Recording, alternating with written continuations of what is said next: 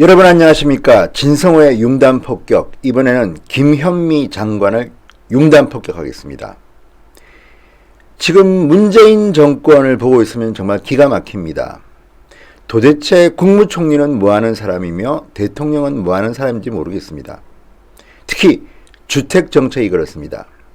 국토교통부를 맡고 있는 김현미 장관은 원래는 진작 장관직을 그만두고 다시 국회의원으로 돌아와서 내년 총선을 준비하는 그런 스케줄이었습니다. 그런데 문재인 대통령이 추천한 국토교통부 장관 후보자가 낙마했습니다. 그래서 임기를 더하게 됐습니다. 그런데 문제는 지역구 의원이 국토교통부 장관을 맡고 있다 보니까 자칫 본인의 지역구를 위주로 한 이런 대한민국 주택교통정책이 되지 않을까 하는 우려도 있습니다. 이번에 딱 그런 일이 벌어졌습니다. 주택값을 잡겠다고 문재인 정권은 공언했습니다. 그런데 실제로 어땠습니까? 문재인 정권의 장관들, 청와대 참모들은 전부 집이 두 채, 세 채씩입니다. 장관 지명자들도 그랬습니다. 김현미 장관은 집 두 채 이상이면 고통스럽게 하겠다고 했는데 이게 실현이 안 됐습니다. 그런데도 불구하고 김현미 장관은 후임 장관이 낙마하는 바람에 억지로 지금 장관을 하고 있습니다. 그러다 보니까 사달이 난 것 같습니다. 김현미 장관이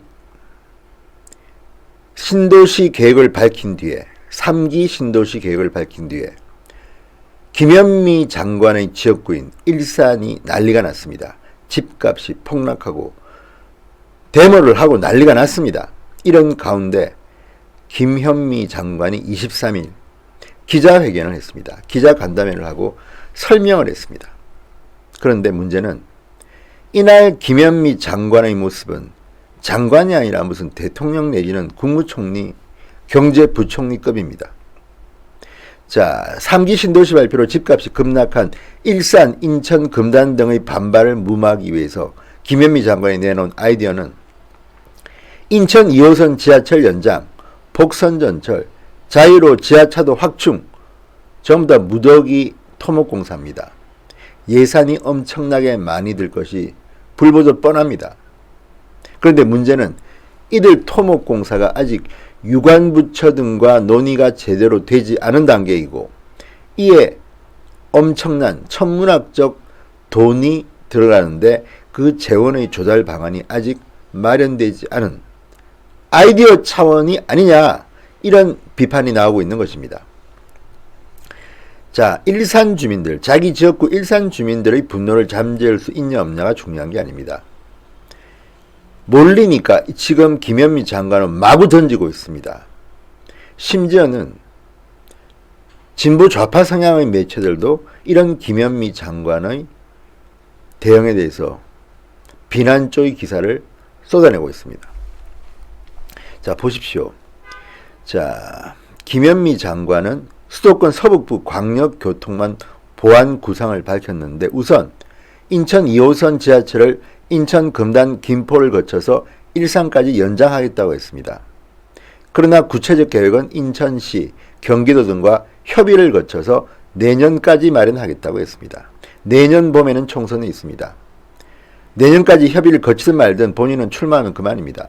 나는 이렇게 했다고 이야기하면 그만입니다. 아울러 대곡 소사 복선 전철 전동열차를 일산까지 연장 운행하도록 하겠다고 밝혔습니다. 지난해 말 착공했지만 아직 첫 삽도 뜨지 못한 GTX-A 노선 사업도 속도를 내겠다고 했습니다. 2023년까지 하겠다고 했습니다. 전문가들은 실현 가능성을 대단히 낮게 봅니다.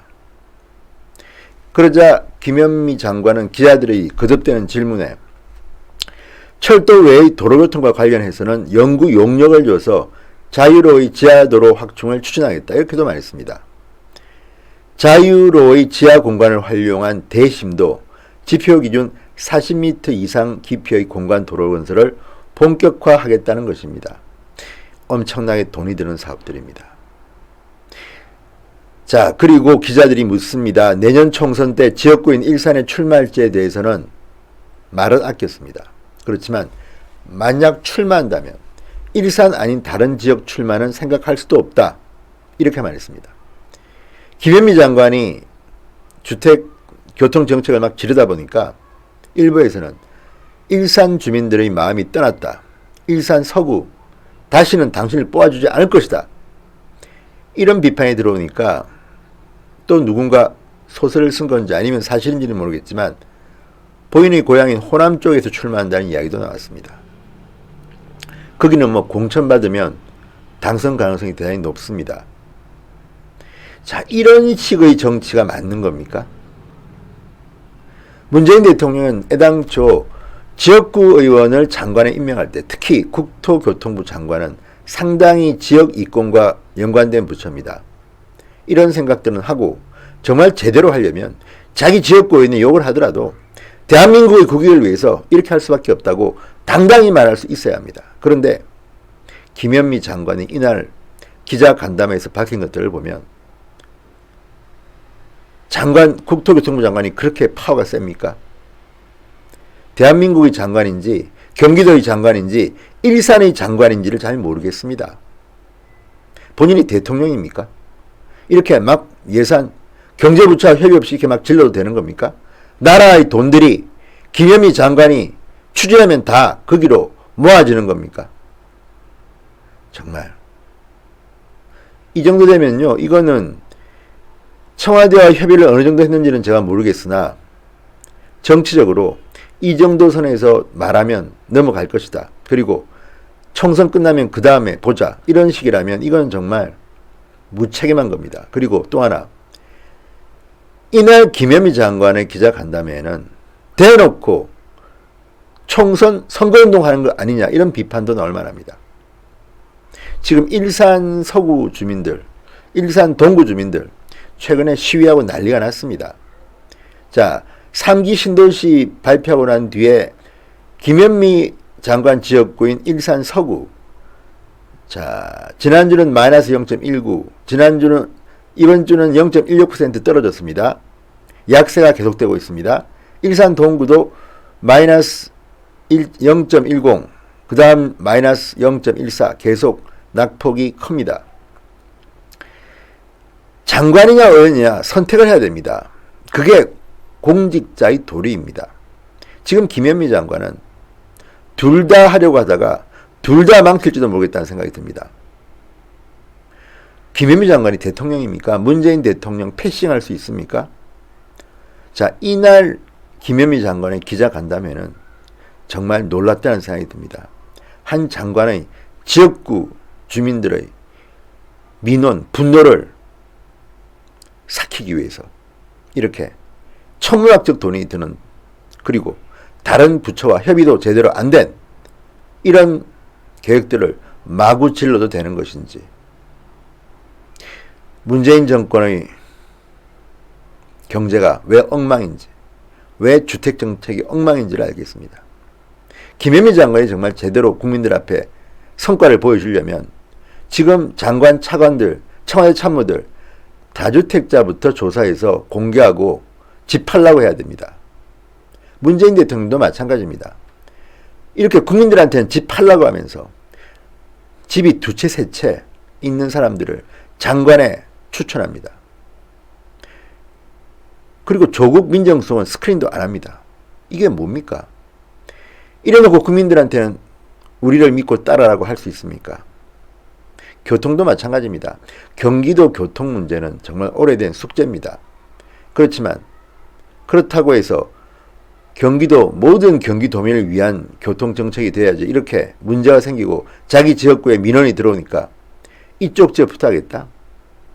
자, 이날 김현미 장관의 이 기자회견을 보고 중앙일보 같은 경우는 GTX-A? 누가 GTX 타러 거기 가나? 일산 달래기가 역풍을 맞고 있다. 이런 기사도 쓰고 있습니다. 2023년 말까지 수도권 광역급행철도 GTX-A 선을 완공한다? 이거 거의 불가능하다고 전문가들은 말합니다. 그런데도 아니면 말고 그때 되면 보지 뭐, 이런 식으로 그냥 질러보는 겁니까?